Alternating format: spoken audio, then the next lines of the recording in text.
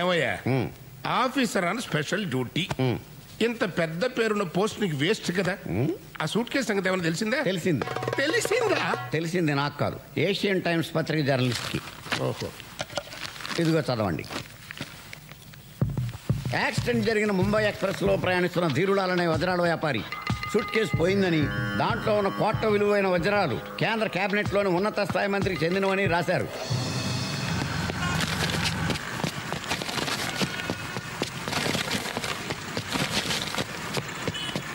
బారు పేరున్న ఆఫీసరు ఏంటయ్యా ఇది? మనం ఏ విషయాన్నైనా ఎంత గోప్యంగా ఉంచినా ఈ ప్రెస్ వాళ్ళకంటే తెలిసిపోతున్నాయ్యా. వజ్రాలు పోతే పోయినాయి, ఇంకా 3 ఏళ్ళ పదవి కాలం ఉంది కదా, ఇంతకు 10 రెట్లు సంపాదించుకోవచ్చు. కానీ నా పిఎం పోస్ట్ పోయిందంటే అవ్వా అవ్వా, నా పొలిటికల్ కెరీరే భూస్థాపితం అయిపోతుందయ్యా. నాకు ఆత్మహత్య శరణ్యం. అవునండి. 7 కొండలవాడా, నన్ను కాపాడు తండ్రి, ఈ గండ నుంచి గట్టెక్కించు తండ్రి. నీకు 2 వజ్రాలు కాదు, 200 కోట్ల రూపాయలు నీ హుండీలో వేయిస్తా. ఇదిగో షిరిడి సాయిబాబా, ఈ దయానంద్ పేరు బయటికి రాకుండా కాపాడు తండ్రి. నీకెంతో మంది భక్తులు ఉండొచ్చు, కానీ వాళ్ళెవ్వరూ ఇప్పించలేని భారతరత్న బిరుదు నేను నీకు ఇప్పిస్తా. ప్రామిస్. భారతరత్న షిరిడి సాయినాథ్. పదవిలో ఉంటేనే సిటీలోని రౌడీ షీటర్లకి, గూండాలకి, పాకెట్ పుల్లర్స్కి స్వాగతం, సుస్వాగతం. సోదరులారా, మిమ్మల్ని అందరినీ ఇక్కడ ఈ విధంగా కలుసుకోవడం నాకు చాలా ఆనందంగా ఉంది. విద్యుక్త ధర్మంలో భాగంగా నేను గతంలో మిమ్మల్ని చితకబాది ఉండొచ్చు, మీరు నన్ను అమ్మనాబూతులు తిట్టుకునుండొచ్చు. దొంగ పోలీసు సంబంధం భార్యాభర్తల అనుబంధం లాంటిదని నేను మీకు సగర్వంగా మనవి చేస్తున్నాను. అయితే ఈరోజు ఈ సమావేశం చాలా ముఖ్యమైంది.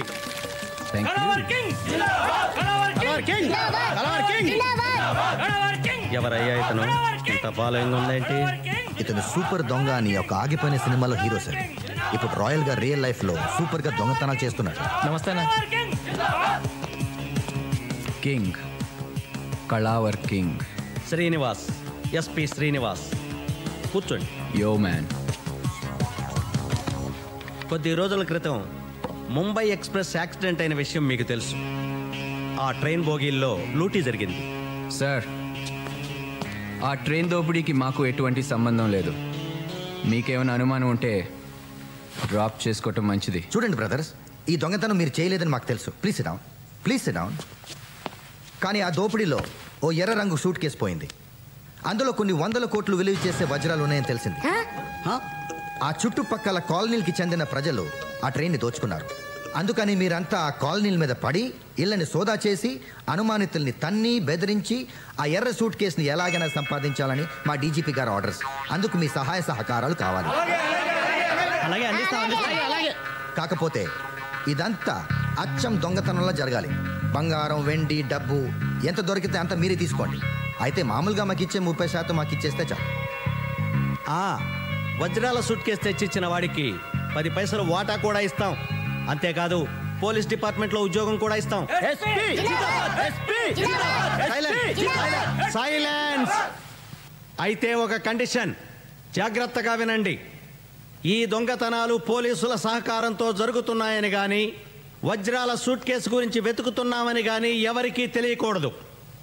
ఈ రహస్యం బయటికి పొక్కిందో మిమ్మల్ని మీ ఇంట్లోనే కాల్చి పారేస్తాం.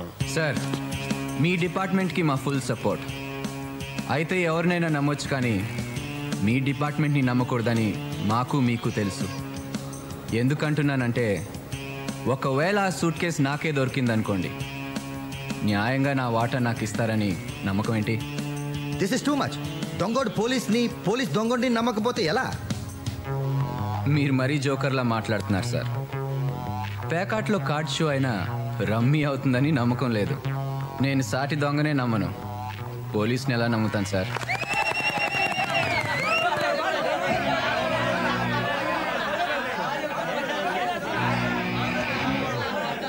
సరే, అయితే ఒక మాజీ న్యాయమూర్తితో మధ్యవర్తిత్వం జరిపిస్తాం. ఓకేనా? Okay sir, deal show. అందరికి పార్టీ అరేంజ్ చేయండి. Okay, beer biryani granted. Sir, సొమ్ము మనది, సోపు వాడిదా? ఇది సంగతి.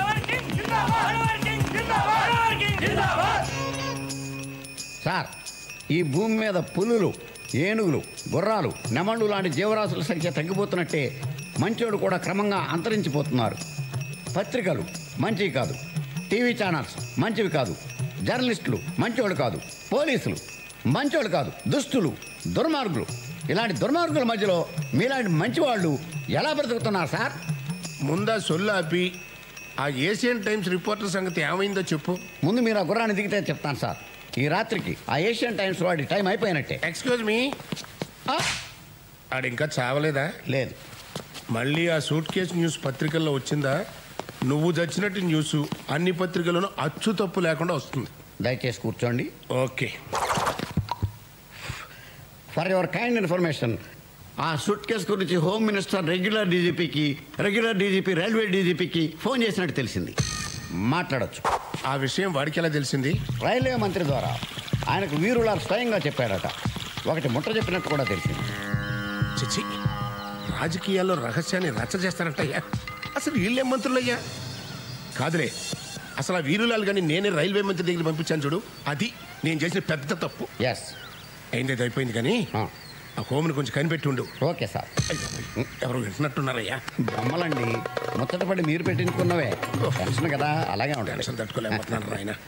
మధ్యవర్తిగా ఉండడానికి నాకేం అభ్యంతరం లేదు.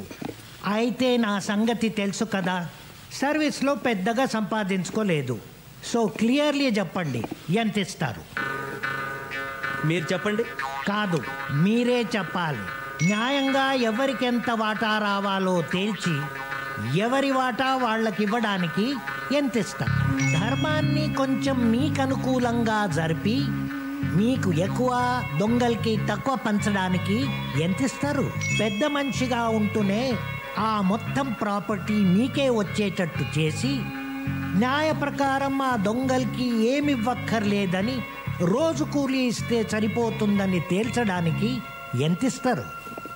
Package deal. చెప్పండి, ఎంత ఇస్తారు? మీకు 5 లక్షలు ఇస్తాం. కుదరదు, మరో 5 లక్షలు ఇవ్వండి. Okay, done. అయితే ఆ దొంగల్ని మేము ప్రతిరోజు మా వ్యాన్లో తీసుకెళ్ళి కాలనీల్లో వదులుతాం. దొంగతనం అయిపోయాక తిరిగి తీసుకొచ్చి పోలీస్ స్టేషన్ దగ్గర వదిలేస్తాం. లేకపోతే వాళ్ళు దోచిందంతా దొబ్బుకుపోయే ప్రమాదం ఉంది నిర్మల్ కుమార్ గారు. అంతే అంతే. అయితే మా కండిషన్ ఏంటంటే మీరు ప్రతిరోజు వాళ్ళతో పాటు వ్యాన్లో వెళ్ళి వాళ్ళతోనే తిరిగి రావాలి. తెల్లారేసరికి మళ్ళీ మిమ్మల్ని మీ ఇంటి దగ్గర వదిలేస్తాం. ఓ పెద్ద మనిషిగా దొంగలతో పాటు తిరగాలంటారు, అంతే కదా? అంతే అంతే. వస్తాను.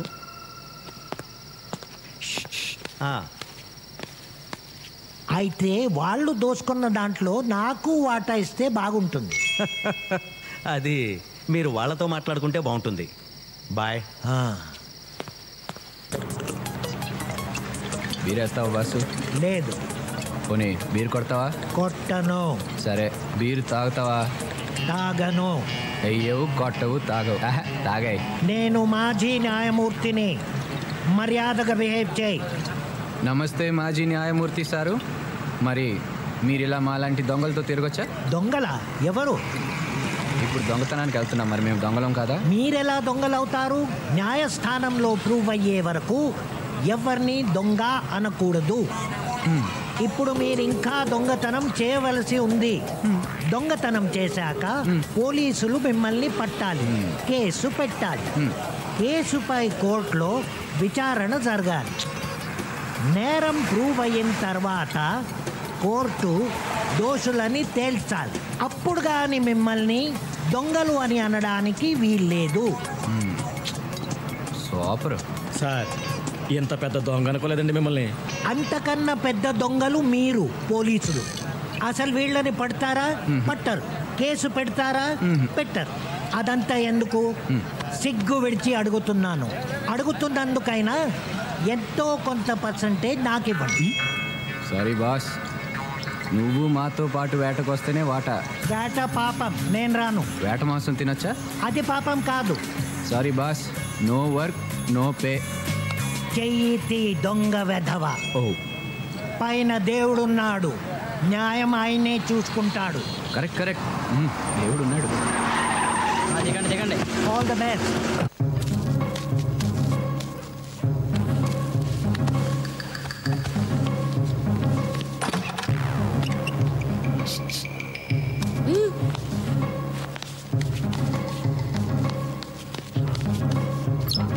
ఇదిగో 2 కుటుంబాల వాళ్ళం వెళ్ళాం కాబట్టి 2 కుటుంబాల వాళ్ళం సమానంగా వాటా పంచుకోవాల్సిందే. సమానంగా ఎలా పంచుకుంటావయ్యా? మా ఇంట్లోంచి వచ్చింది 3, మీ ఇంట్లోంచి వచ్చింది 2, కాబట్టి మొత్తం 5 వాటాలు వేయాలి. మాకు 3, మీకు 2. మనిషికో వాటా రావటం కరెక్ట్ అయ్యా. అది అదిగో ఎవరో పెద్ద మనిషి చెప్తున్నాడు, అదే కరెక్ట్. ఇప్పుడు 2 కుటుంబాల వాళ్ళు వెళ్ళారు కదా దొంగతనానికి. అవునండి, మా ఇంట్లో నుంచి 3, వాళ్ళ ఇంట్లో నుంచి 2. అసలు ముంబై ఎక్స్ప్రెస్ పడిపోయిందని ఎవరు చెప్పారండి? నేను చెప్పానండి. ఫస్ట్ దొంగతనం గురించి చెప్పింది నేను కాబట్టి నాకు వాటా ఎక్కువ ఇవ్వాల్సిందే. Correct correct. ట్రైన్ పడిపోయిందని ముందు వీడు చెప్పాడు కాబట్టి వీడికి ఇదిగో ఎక్స్ట్రా వాటా. అసలు నువ్వెవరవయ్యా మా వాటాల మధ్యలో కలెక్ట్ చేసుకోవడానికి? జార్జ్ బుష్నయ్యా. ఎవడైతే నీకేంటి, న్యాయం చెప్పడానికి ఎవడైతే ఏంటి, బిన్ లాడన్ కూడా చెప్పొచ్చు. బాబు ఇది నీ వాటా, అయ్యా ఇది నీ వాటా, ఇది నీ వాటా. అదేంటండి అంతా ఒకే చోట పెడుతున్నారు? ఏ ఇది ధర్మంగా లేదా? అయితే పెద్ద మనుషుల్ని పిలుద్దాం. ఇంకా పెద్ద మనుషులు ఎవరయ్యా? ఒరేయ్, వీళ్ళు నిజమైన దొంగలాగా ఉన్నారా? న్యాయంగా అంట పంచంట్రా. మనం కష్టపడ్డ సొమ్ముతో ఏరా ఈ టైంలో దొంగలు కాకపోతే దొరలతారా మీ ఇంటికి? అన్నట్టు ఇల్లు ఎవడదురా? నాదేనండి. వాస్తు చండాలంగా ఉంది. నైరుతి వైపు ఎంట్రన్స్ ఉండకూడదు, ఉంటే ఇలాగే తగలాడుతుంది. ముందు ఆ ద్వారం మార్చు. సరే రాజ్యం, రాజ్యం, మొన్న ట్రైన్ యాక్సిడెంట్లో వజ్రాలు పోయాయని చెప్పే కదా, ఆ వజ్రాలు వెళ్ళి ఎంత అనుకున్నావు? 500 crores ఓన్లీ. 500 కోట్లు. 500 కోట్ల? 500 కోట్లే? పిచ్చిగాని పట్టిందా? ఇంజనీరింగ్ ఇంట్రెస్ట్ అనే కదరా డొనేషన్. డాడీ డాడీ, నువ్వు ఎప్పుడైనా ట్వింకిల్ ట్వింకిల్ స్టార్స్ ని చూసావా? రోజు చూస్తుంటాం కదమ్మా. నువ్వు ఎప్పుడైనా పట్టుకున్నావా? కష్టం అమ్మా, అవి మనం పట్టుకోలేనంత దూరంగా ఉంటాయి. కాదు డాడీ, అక్కడ ఉన్నాయి. అవి బాత్రూమ్ లో ఉండవు, స్కైలో ఉంటాయమ్మా. అక్కడే ఉన్నాయి డాడీ. రా చూపిస్తారా? వెళ్దాం పదా. నీ ట్వింకిల్ స్టార్స్ బాత్రూమ్ లో ఉండవమ్మా, అక్కడ ఉంటాయి. ట్వింకిల్ ట్వింకిల్ లిటిల్ స్టార్సా? అమ్మో, ఇక్కడ ఉండవమ్మా. ప్లీజ్ సర్దుకోలేక చేస్తున్నాను. ఏంటండి అదే ఆట ఆడమంటే ఆట ఆడతారా? డాడీ అక్కడే ఉన్నాయి. డాడీ అక్కడే ఉన్నాయి. ఏంటి? ఊరుకమ్మా, ఊరుకో. నాన్న కదా ఏడవద్దా నాన్న?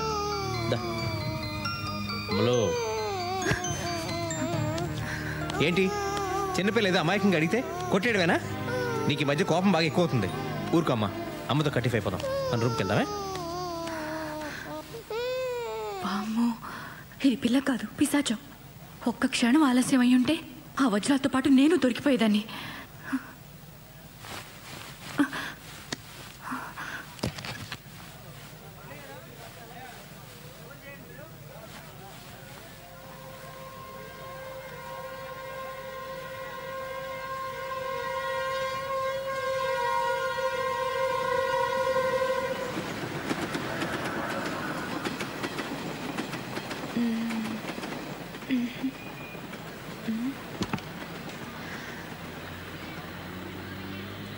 ఎస్,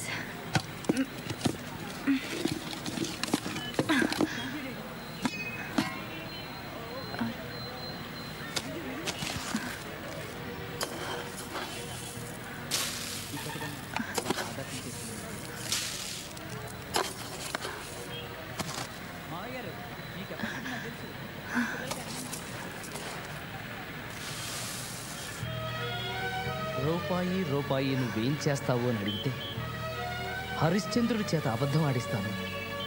భార్యాభర్తల మధ్యన చిచ్చు పెడతాను. చాలా కరెక్ట్ గా చెప్పావయ్యా. డబ్బు నిజంగా చెడ్డది. పెంచుతాను.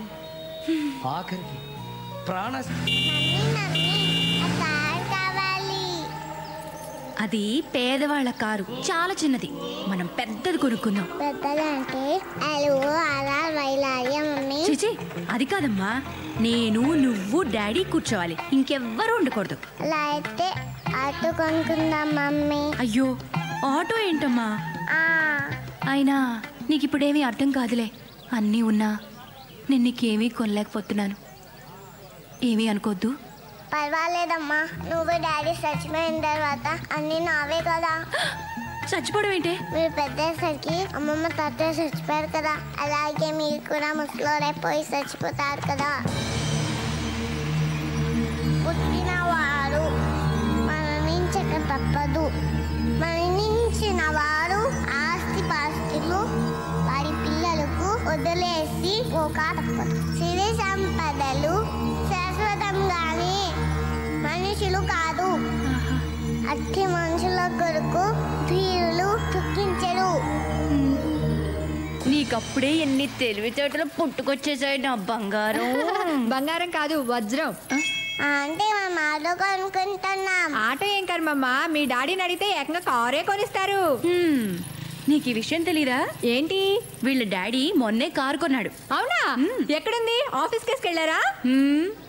అదిగో అక్కడుంది. వీళ్ళ సంపాదనతో కారు కొనాలంటే ఈ జన్మ కాదు, వచ్చే జన్మ కూడా సరిపోదు.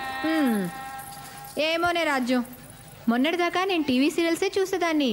ఈ ట్రైన్ యాక్సిడెంట్ తర్వాత అన్ని న్యూస్ ఛానల్సే చూస్తున్నాను. ఏ ఆ వజ్రాల ఆచూకీ తెలుస్తుందనా? తెలిస్తే మాత్రం ఏం ప్రయోజనం? మనకిస్తారా ఏంటి? మరి ఎక్కడైనా ట్రైన్ యాక్సిడెంట్స్ అయ్యేమో అని చూస్తున్నాను. ట్రైన్ యాక్సిడెంట్స్ రోజు అవుతాయా ఏంటి? నీ వెర్రి గాని. నా మాట విని నువ్వు ఈ ట్రైన్ల మీద ఆధారపడడం మానేసి మీ పెదమావ గారి చావు కోసం పూజలు పునస్కారాలు మొదలుపెట్టు. ఫలితం ఉంటుంది. నువ్వు చెప్పింది నిజమే రాజ్యం. మా పెద్దమావ గారి పోవటం గ్యారంటీ. అప్పుడు నీకు కూడా కోటి ఇస్తాలే. ఇప్పుడు కొంచెం పెసరపప్పు అప్పెట్టవా? కొంచెం అదే నిండుగా. చాలా మంచిది. అమ్మయ్య, ఓ పని అయిపోయింది.